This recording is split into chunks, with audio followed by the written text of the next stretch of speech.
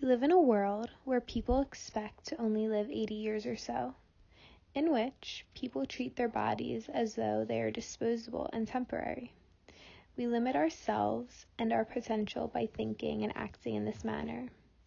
Perhaps humans don't need to die, but that death is a result of not taking proper care of our bodies, by using the life and energy our bodies encompass to clean up messes rather than using it to further our growth and expansion.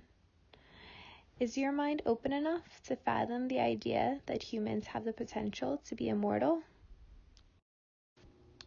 While looking into Egyptian mythology, the story of Osiris, Set, Isis, and Horus, I realized that it was basically the same story that is depicted in The Lion King.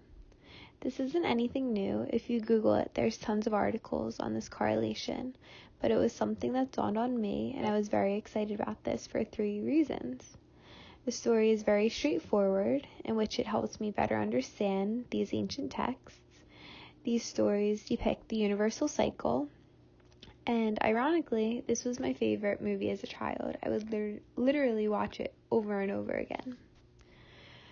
So, we have Mufasa, who would of course be Osiris, when everything is functioning properly, together, and in abundance. Everything is whole, similar to how we are as babies. Everything is blossoming, working together full force, the whole. Then we have Scar and Set, who are jealous of their brother's power, and to satisfy their low egoic nature, make everything a mess. Things go awry. Of course, it's not on purpose, but I find this to be equivalent to when our parents wreak havoc by allowing vaccines, formula, chemical foods, lotions, and antibiotics on our pristine bodies as babies. And typically, most don't realize that there is anything wrong doing these things because they're unable to discern things for themselves. So they continue to cause damage on their bodies and do the same to their children, in which their bodies suffer, eventually get diseases, and die. But now, and as all these stories show, is that what is supposed to be happening while the chaos and disorder is taking place is that people should be coming to the realization that everything that is being thrown in our faces is destructive and not for our well-being. In The Lion King, when Scar is ruling Pride Rock, Simba is participating in Hakuna Matata, but always knows deep down that he's ignoring his truth and avoiding what he should be doing. Nala brings to his attention that Scar is destroying Pride Rock, but Simba doesn't think he can do anything about it. Then Rafiki tells him that Mufasa, the higher source, lives in him, and he finally realizes this for himself, which gives him the power to return to fight for what's right. This is equivalent to Osiris being dead either in a coffin or his body parts scattered over the land. Isis needs to bring them together in order to make Horus, who will ultimately return light and order. Both of these stories make a point of remembering the whole, the higher power, as an important aspect of the story. This would be considered the time when humans wake. We realize that there is more to us than we originally thought, and we want to return light to the world. Then we have the battle between Simba and Scar, and Set and Horus, the fight between light and dark, which is currently what is taking place in this universe. The light and dark have been in battle, and I would like to say that the universe is at the end of the battle, where evil ends up bringing about its own demise, just as the hyenas end up finishing Scar.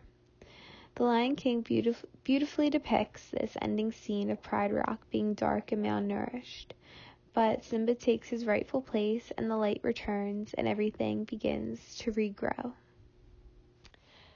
And of course, this would be when one is fighting with their lower egoic nature on how to move forward with one's life. And hopefully, one can overcome that nature to participate in the true light of the world. Okay, so with the universal cycle still being the underlying basis of what we see in all aspects of the world, I want to share the new information that I found. I came upon Dr. Valter Longo, who studies and researches the effects of fasting, aging, and its effects on diseases. His findings have confirmed things that I have found in my own research. I attached an awesome interview he has with Dr. Rhonda Patrick below, which I definitely recommend watching. Granted, he suggests a fasting mimicking diet because he basically thinks people are weak and wouldn't ever consider fasting, which may be the case for some, but I know people are much stronger than they would think, and if they really want to gain the true benefits, will do what they need to do such. He also never says how long one should fast for, so fasting for 15 days is based on my own conclusions and research.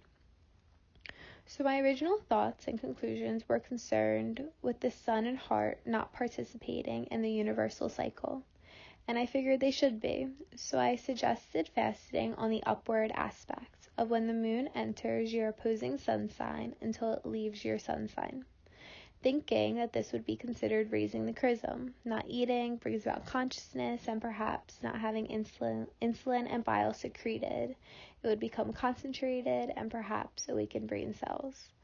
I feel foolish previously suggesting that, since I have come upon so much more and better information of what is actually happening in our body while fasting. What I've recently found confirms there is definitely something taking place during this process, but it is quite different than I once thought. So I apologize for my thoughts have changed a bit, but this is a journey and anything is subject to change.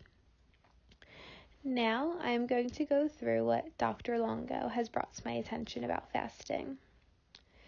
When we prolong fast, our organs shrink. Fasting elicits autophagy, which is the clearing of damaged cells through a process where cells degrades its components. It does this to provide energy for surviving cells. It is old, damaged white cells that are mostly decreased during fasting. Fasting also activates stem cells. Our bodies produce brand new cells. The refeeding is the most important aspect of fasting. This is when stem cells that were activated begin to rebuild organs from the food ingested. They expand as new organs. Lymphocyte count also increases. Typically, as we age, we tend to have more myeloid cell lineages and less lymphocytes in circulation, which is not good because myeloid cells release nasty inflammatory chemicals, and lymphocytes are, of course, crucial in taking care of foreign substances and the overall health of the body. However, after fasting, the ratio of red and white blood cells is balanced. Longo describes prolonged fasting as the most profound generation since birth. Okay, so I will now explain what all this means based upon my research. I would now suggest to fast during the decline, from when the moon enters your sun sign and until it leaves your opposing sun sign, because this is when our organs are shrinking, just as the universe shrinks in the dark times. It is cold and constricted. Similar to how our bodies become cold while fasting, it also correlates to the decline of winter. So it can be seen that fasting, the cold, the darkness, is a necessary evil. I find it also corresponds to the Stations of the Cross, when Jesus goes through the 14 scenes of suffering, and the last days would be the death and resurrection, just as your organs shrink and regrow during this time. No one really wants to fast. It's not very fun. You're weak and tired. But it is the necessary evil, just as Scar, Set, and the powers that be, and your unconscious egoic selves are important to get us to where we want to go. Unpleasant occurrences are the best way to provoke thoughts and elicit change. So while the universe was constricted in this dark phase, and we were separated from Source, unaware that there was more, we were gaining qualities and traits that have helped our souls progress.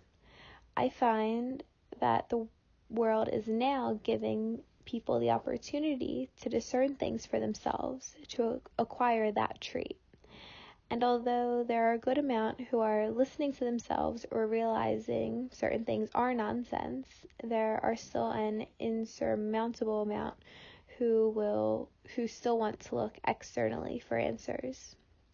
And I can't say these people are bad, it's just where they are on their journey. However, not being able to be an individual to make decisions based upon your own knowledge and judgment is not going to be beneficial to this universe and its progression forward. So I would equate these people to damaged cells that the body gets rid of because they are no longer beneficial to what the body needs to progress, to move forward, to grow and expand. A friend had introduced Dr. Robert Morse to me, who had brought to my attention the importance of a properly functioning lymphatic system. The lymphatic system is responsible for the body's immunity and can be considered the sewage system of the body. It breaks down metabolic cellular waste so it can then be eliminated from the body. However, generally speaking, since most have bombarded their systems with acidic foods or chemicals and never gives their body an opportunity to get rid of the cellular waste, the lymphatic system gets clogged and the damaged cells build up, which ultimately damages surrounding cells. This is the cause of diseases and inflammation. But most are unaware that it is the kind of foods they are eating that is causing this turmoil on their body. And in regards to the universe, I find that because the acidic people have such a hold on this place, they've kept people's consciousness so low, and people are so unaware of what's right and wrong, the damage has persisted. So just as most are unaware of the damage they're eliciting on their bodies, they never know or think to clear out the damage. It is the same with on this plane. Just as the acidic people are doing harm, but no one is aware of it, nothing can be done to clear. Lymphocytes work for the lymphatic system. A part of the immune system, they are the body's defense mechanism, as well as destroy and break down damaged cells. While fasting, lymphocyte cells are immediately decreased because in our bodies they are responsible for cleaning and removing foreign substances, so they contain waste, which needs to be eliminated from the body. I'm going to suggest that the white blood cells are equivalent to the light workers, since they are beings that heal and help the universe. So at the beginning of the universe's dark age, its vast light workers weren't on this plane, which would make sense because there would be no reason for them to be here at this time. And when we refeed our systems, white blood cell count increases. It is said to be at levels that we haven't had since childhood. I think we can see that taking place on this plane as well. As more light and truth begins to shine through, more light workers are here and helping. Another interesting correlation I've made with white blood cells has to do with the thymus. The thymus is the endocrine gland right behind your sternum, between your lungs, and right above your heart. Although it secretes hormones, it is more closely related to the immune system.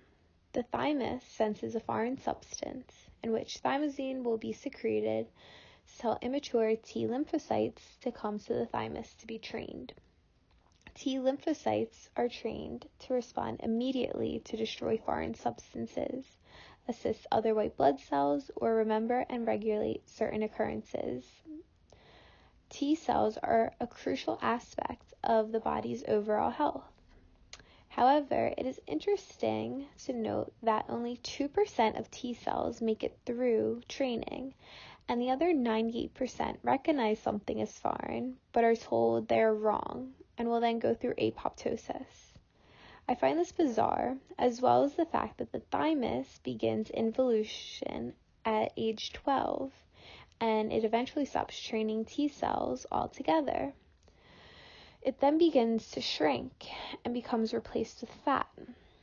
The reasons for this are unknown, but I'm going to suggest that this shouldn't be happening. Then I found that thumos is the Greek word for thymos, and that it means the central natural passion in men's soul, one's stimulus or drive, one's will to fight. It is activated when a man's honor is violated.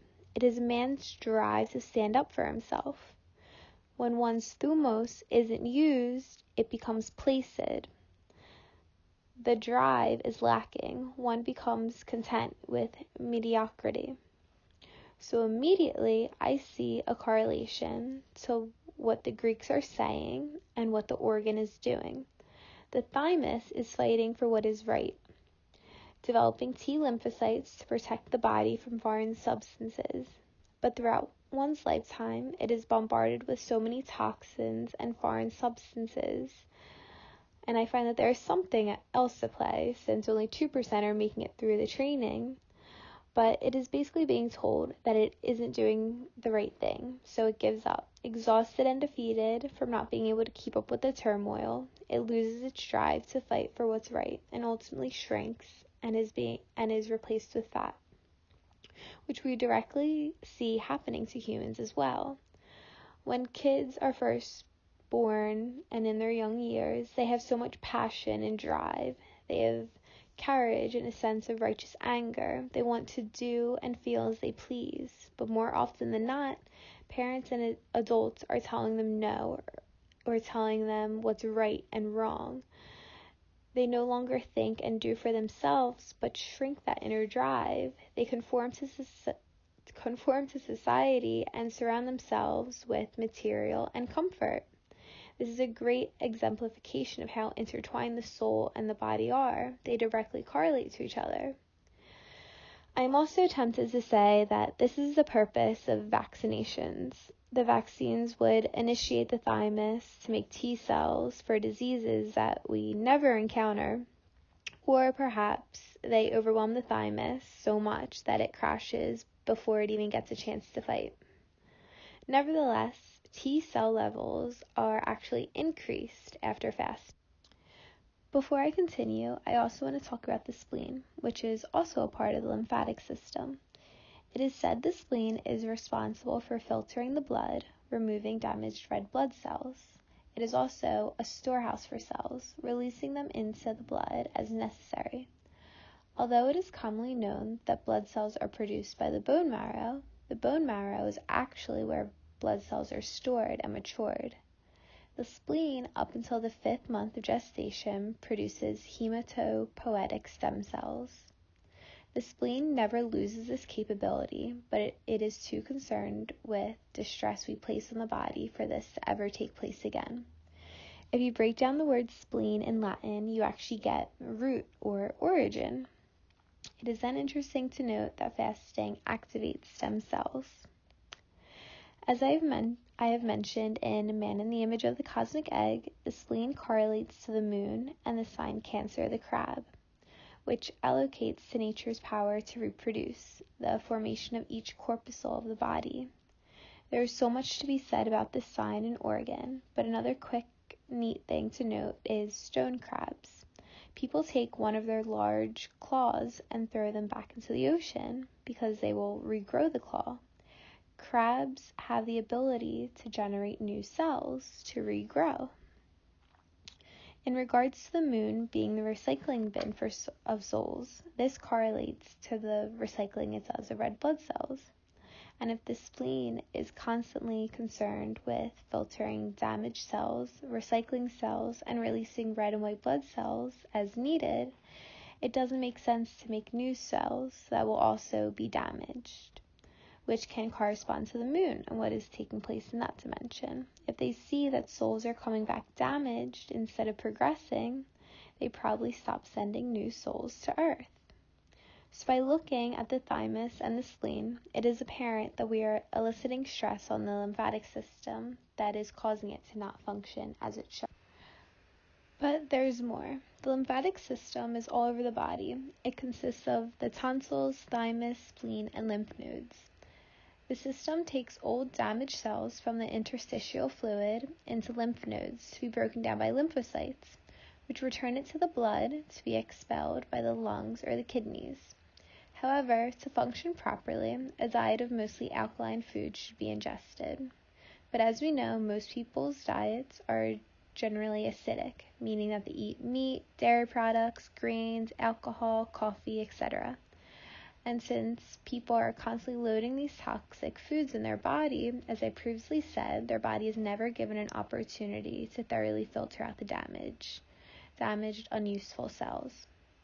An alkaline diet will definitely have a healing effect on the body, but I find that just transitioning from an acidic diet to an alkaline diet is like putting something new over something old, which is why fasting for 15 days is a great lead way of completely alleviating the body of previous stress, rebuilding new organs, in which you are providing your body a clean slate to start anew, essentially rebirth. But to get to a point where you want to take care of your body properly, one has to get to a certain consciousness level. Like a year ago, I was eating meat, drinking alcohol, and coffee. Since I have avoided all of those things from my diet after realizing how harmful they are. Acid foods cause blood pH to be acid, which prevents cells from receiving nutrients and oxygen, and causes difficulty eliminating waste. Ultimately, acidic pH inhibits proper function of critical organs. Acidosis is a result of there being too much acid in the body, and the kidneys are unable to excrete sufficient amounts in the urine, as well as when the lungs are unable to expel adequate amounts of carbon dioxide. I find this fascinating since I correspond the lungs to the Taurus fields and the kidneys to the ice walls. So it seems as though the universe has been experiencing acidosis. The main concern of climate change is the buildup of CO2 in the atmosphere. Hence, we see our lungs, our Taurus fields, are not functioning properly to expel this carbon dioxide buildup. We can also see the correlation to the ice walls and the kidneys, unable to expel perhaps the acidic people in this realm. Both need to be opened in order for our system and this universe to begin functioning properly again. But just as our consciousness needs to rise before we can properly take care of our body, the consciousness of the universe needs to rise in order to do the same. So I have a strong feeling that the universe is basically going to do a clean out of this plane, getting rid of people and mechanisms that will be unuseful in its upward progression, its rebirth. Perhaps I'm wrong, but I find there to be so much irreconcilable damage done, and the change that would have to be made for the universe to move forward at this population seems impossible. But who knows? We shall see.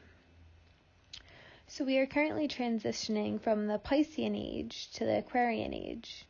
In this transition, we are going to experience death, change, and rebirth. This is equivalent to the last 3 days of the fast, when the moon is in your opposing sun sign, when Jesus dies, is buried, and resurrects.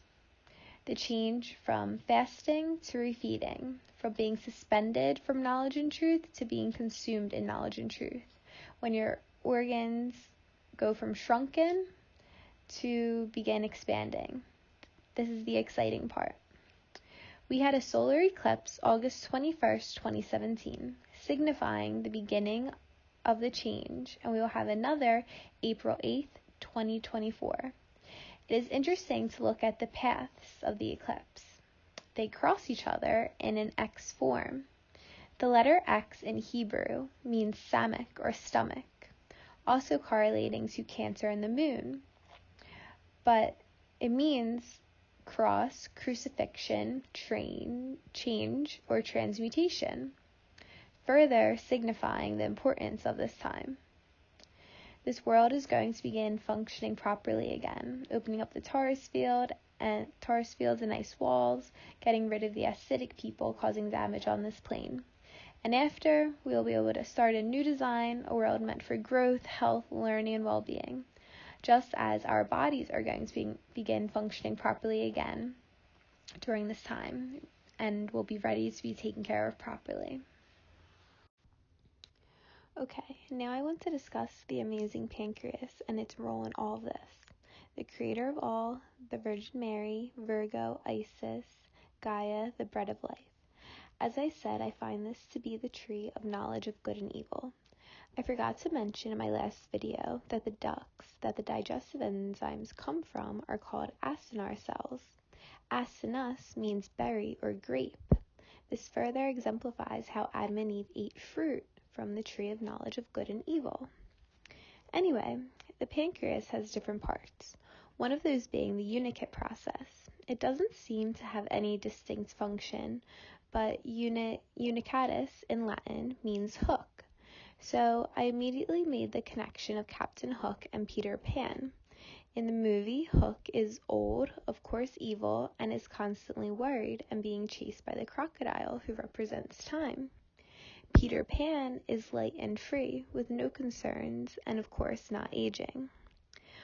Also, Virgo is said to be the phoenix, the bird who destroys itself in flames and rises from the ashes, which, when resurrected, becomes man's hope of immortality.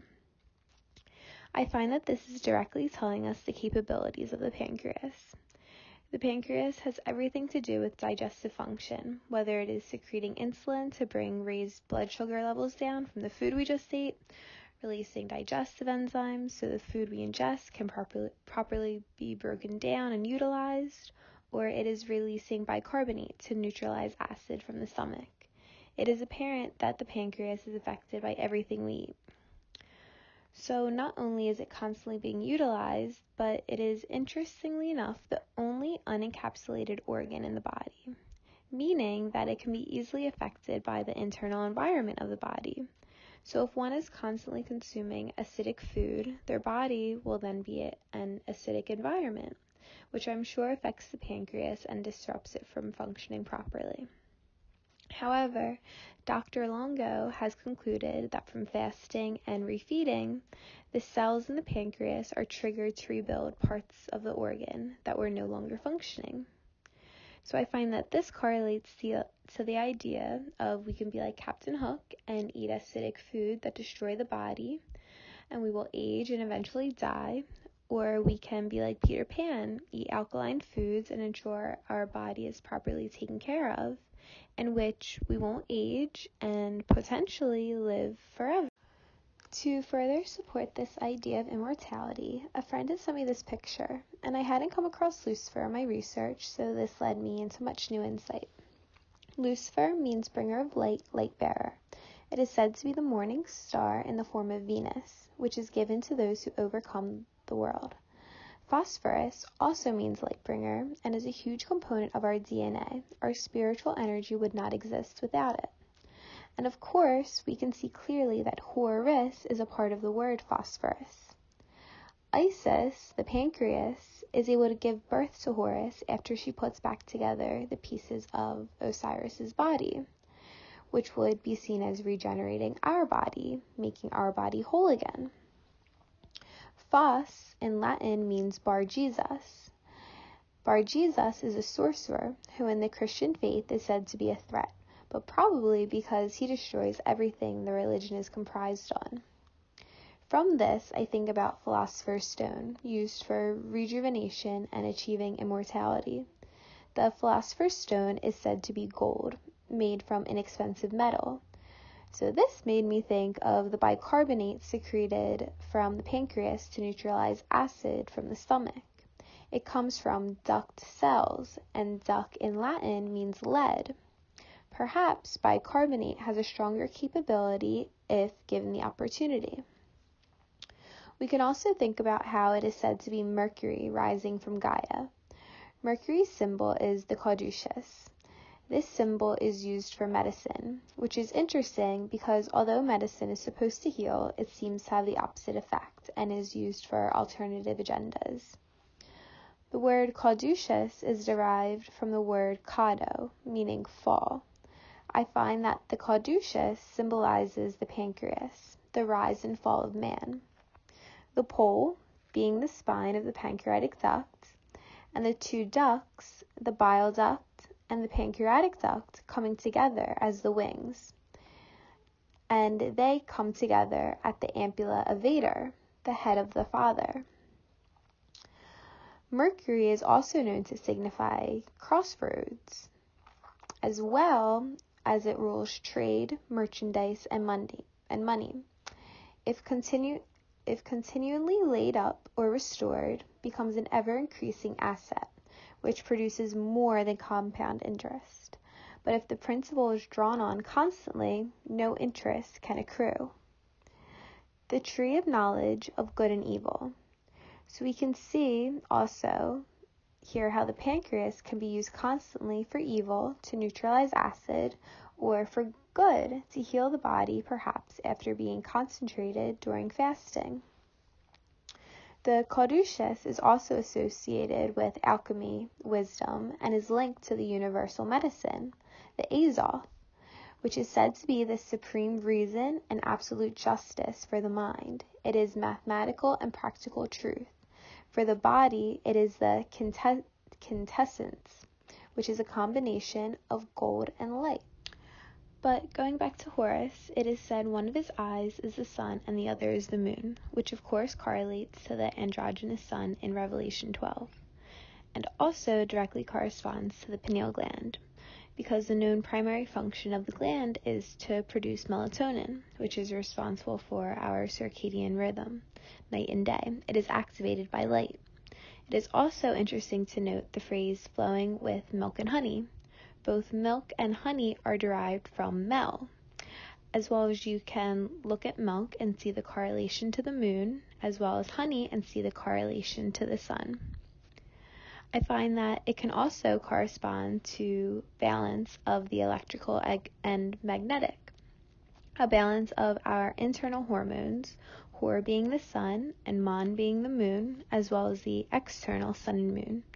Sun being responsible for the magnetic aspect of this world, the material, our body, and the moon responsible for the electric, the pure essence of this world, our soul being. So when I refer to the sun and the heart as the Antichrist, I don't mean it in a negative way, but that it corresponds to material qualities. I see it as a projector, the light energy that keeps this world together. However, it is a false energy and light. Only we are capable of true energy and light. It is said that our bodies currently don't make phosphorus, and that we attain it from dietary sources, typically acidic foods, which doesn't make sense because it is the reason for our very essence. It is what allows our body to function. It is responsible for cellular growth and repair. Energy production is phosphate, which is used in all of the body's main functions. It is a large component of our DNA, and it is also a buffer. So what I am thinking is that when we are first born, we have plenty of phosphorus. Everything is functioning properly and in abundance. But as we get older and we eat acidic foods and are consumed in toxins, our body, of course, breaks down, no longer functioning properly. Our phosphorus can no longer grow and repair cells or adequately use energy. It is interesting that it's even said that we need food for these things, but I'm sure our body is fully capable of doing such, provided the opportunity. But since most never do, and instead we are constantly exhausting our bodies of its natural capabilities, our light can no longer withstand the harsh, unhealthy environment in which we end up dying. But if we properly take care of our bodies, fast as needed to get rid of old cells and generate new cells, take care of our mental health, because mental health can be just as detrimental as physical distress, then I don't see why immortality wouldn't be possible. And even with this fasting process, the universe is going through this process right now to raise its vibration to the fifth dimension. So perhaps that this process allows our bodies to do the same, to align with the frequency of the new world. Phosphorus, Lucifer, the light bearer, also in the form of Venus, the morning star, is the reason for our being. So perhaps if we take care of our bodies properly, and by participating in this universal cycle, phosphorus will consume the Venus system, just as light and expansion is going to be the result of this universal transformation. I am currently doing my 15-day fast. It will be over November 6th. I have decided that my first food is going to be an avocado. I've decided on this food because, of course, it is a fruit. It doesn't contain sugar, so it won't evoke my insulin. It is alkaline, but contains fat. The fat will trigger the gallbladder to secrete the concentrated bile, and I think it's inevitable that bicarbonate will be secreted. But avocados contain phytosterols, which are the plant's equivalent to animals' cholesterol, so I'm curious as to if that will affect anything. but the bile only goes to the ileum, where 95% of it will enter the hepatic portal vein to be recirculated. It is also interesting to note the appendix, which is right below the ileum and has veins a part of this portal venous system. And it's at the very beginning of the large intestine. The appendix basically has an unknown function, but if you think about the appendix in the back of a book, it stores additional information about the topic, which provides insight into what it is for us, perhaps our Akashic records. Its location is interesting as well. The large intestine's function is to absorb water from the rest of the indigestible food matter and transmit the useless waste from the body. So I would interpret this as the extra information that we all have inside of us is usually blocked, unable to dawn on us because we are constantly blocked with useless, unnecessary material, which I find definitely to be the case. This whole world is consumed with eating. Every event, activity, and get-together is revolved around eating, as well as the fact that humans generally eat way more than we need and are really just overall consumed with useless material. I've been thinking since my first video about how on this plane we have plants, which correlate with Virgo, animals, which correlate with Scorpio, and humans in the middle as Libra, the balance. Animals are primarily concerned with reproduction, and very few animals are capable of regenerating themselves, and plants are capable of regeneration, and the minority use reproduction as a means of persisting. And since humans are in the middle, I would think we are capable of both reproduction and regeneration. For the past many, many years, humans have been very animalistic, territorial, and concerned with producing offspring. Now, I find that we're entering an age where humans are going to be more open and free and concerned with regenerating themselves. So yes, perhaps I am way ahead of the time, and most people won't resonate with this information, or maybe it will become more prevalent quicker than we could even imagine. I don't know. And perhaps I'm still missing pieces. We shall see. The body is such a fascinating entity, and it's so important to realize that, as well as how important it is to our development and growth. Regardless, I love making connections and putting this truth, my truth, out there for people to at least contemplate. This fast has already allowed me the mental clarity and focus to put all this information together. I've been trying for weeks, but I couldn't piece everything together until I started fasting. I'm using this as my death and rebirth. Before, although I wasn't eating meat, I was still consuming dairy products, eggs, grains, acidic foods. When I go back to eating, it will mostly be an alkaline diet, since I now know from my research what the body needs to properly function. I also feel as though this fast is allowing my body to catch up to who I am mentally, which I'm very excited about. Also, I know I previously said that this fasting process should take place 4 times due to Matthew, Mark, Luke, and John all telling this story. But now with all of the further information I've come upon, I'm not so sure. Perhaps it is in the Bible 4 times to represent the different viewpoints of the body. I guess I'm hesitant because you're completely washing out and regrowing your body. I don't think doing that multiple times consecutively is very necessary unless you're bombarding your system with acidic food. A friend has suggested doing it 4 times a year with the equinoxes and solstices, which I like because you're aligning yourself with the universe. But I don't know. I'm going to see how this goes before I can say for sure. I'm also thinking that perhaps this process is to regenerate your body, to take care of it properly so you can expand. So the time afterwards, after this fasting process, is a time where you can be concerned with improving, balancing, to work on yourself until every cell of your body knows that you are the divine source. And instead of dying, which you don't want to do, You don't want to be recycling through the moon forever. You want to return to the whole.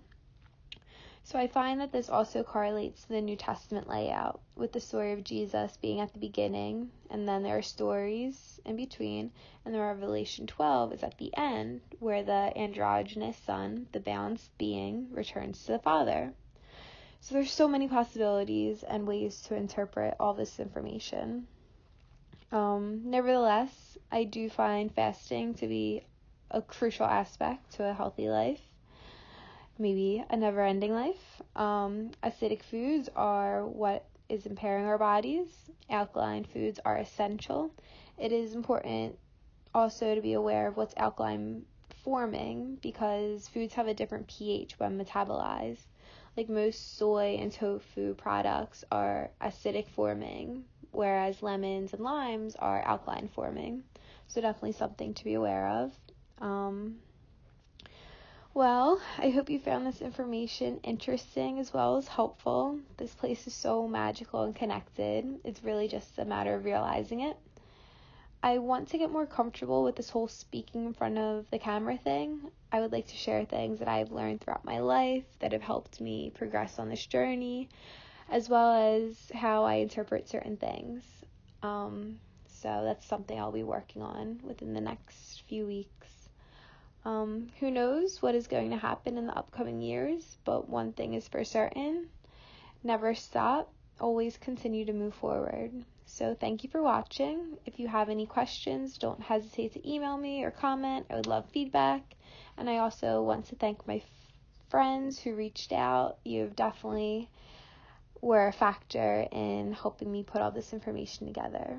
So thank you very much.